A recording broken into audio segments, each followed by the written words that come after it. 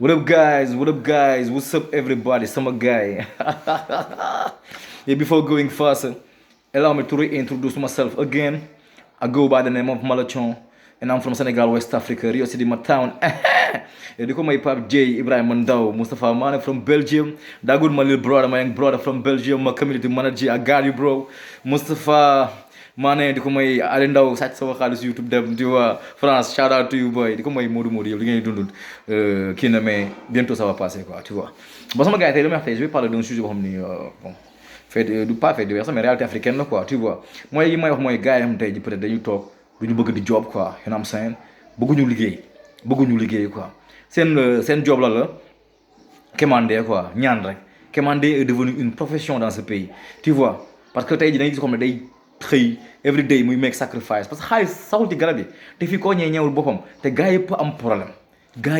problème li sama copain bi di wax naa man fekkoon problème dañ koy bind si alluwa yi arab yi kii daara yi boo tey sa alluwa soo génnee sa kër même pas 1 mètre da ngay daw duggaat parce que boo gisee yeneen alluwa yi xam ne yow am nakate amoo problème mais gars yoo xam ne dañuy def toog benn place jéemuñu dara parce que tamit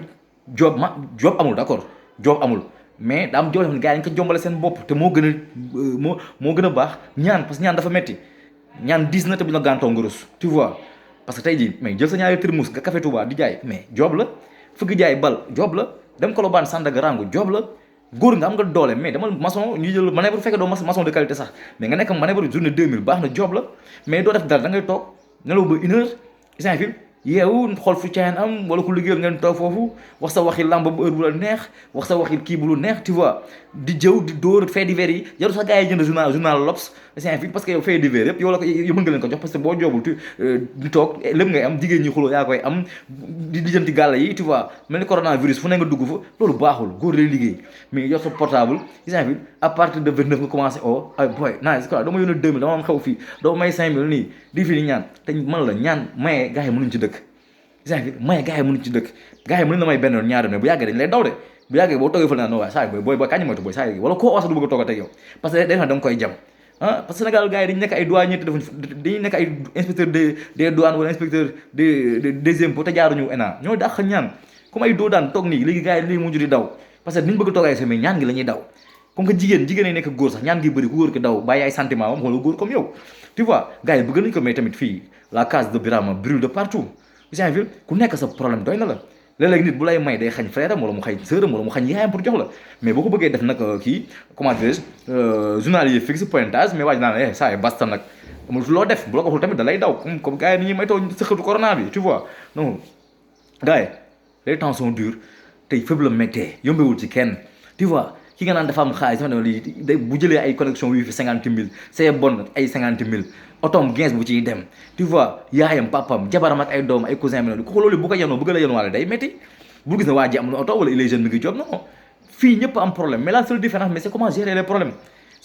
problèmes loolu la nit ñi amee différence am na bu ñu amee problème ñëpp xam ko mais du noonu soo amee problème ñëpp xam ko am na mu ñu am ay 90 000 problème bu ñu toogee du leen traité du tax ñu perdre seen sourire du tax ñu wax ak nit ñi, tu vois. te dafa naa ngi ay problème mais lu tax nga war a yuuxu di jàmbat góor nga bàyyi faal jëmmal a def dara, tu vois. gars yi dañuy jógee ay village ak fu ne ñëw fii di ko ñàkkante si usines yi wala ambulance yi ni, tu vois. exemple bi liggéey dafa gën a noppale ñaan, tu vois. créer benn job exemple bi nga ne ci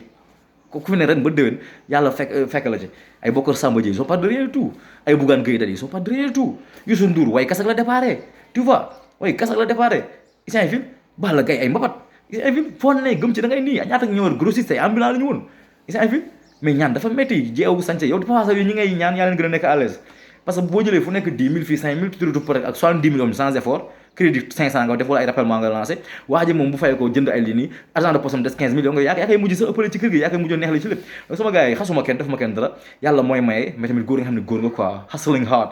rigorous États-Unis every day am hustling nga waa États-Unis fa affaire yi développé ñoom ñooy wax affaire hustling waxuma la ñuy nekk ci tiers monde bi nga xam ne tey jii dañu am problème courant ak ndox ñun lu raw hustling dañ ko war a def parce que tamit kenn du dimbali te gannaaw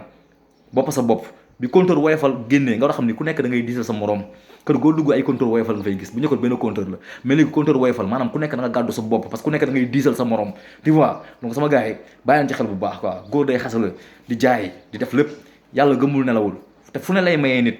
ñii seen tëggatamaa leen may ñii journalier maçon ñii lu nii mais di ñaan vraiment def ko métier non day dafa métti quoi tu vois gars yi waxuma la ñi parce que mën nga romb tey nit ku amul ay moom ay handicapé physique yooyu noonu nga may ko wala jigéen boo xam ne amul doole mais bunkal dafay 1m85 am doole dem ba fa di entraîner di kii fii mënoo dem nii mais jobal sa yaram tàmmal ko job bàyyi fall te bàyyi toog ay grand place ak retraité juddoo quoi ay grand place toog grand place am jot di lijjanti si koñ bi dugg si fii lu waaye am yaa ko information yi bu gaa yaa leen koy jox te doo journal écrit yooyu baaxul quoi doo leen cloche bi sama kanam bu ñaaw yi génn Malathion la woon xam seen maa ngi ñëwaat léegi ci yeneen vidéo yi confinement oblige every day ma leen 2 wala 3 vidéo fait divers actualité politique bëggee saa yeen duma tous I ain't shit without you samay abonné yi maa leen gën a bëgg fop barka rasulillah confiance bi ngeen am ni yàlla mos a dëgg kii yàlla moo wax loolu la may xeebee quoi maa leen gën a bëgg yéen ñëpp ku si nekk nee naa la jàbb loxo ñii dislike tamit bëgg naa leen parce que ñoo may gën a ñaax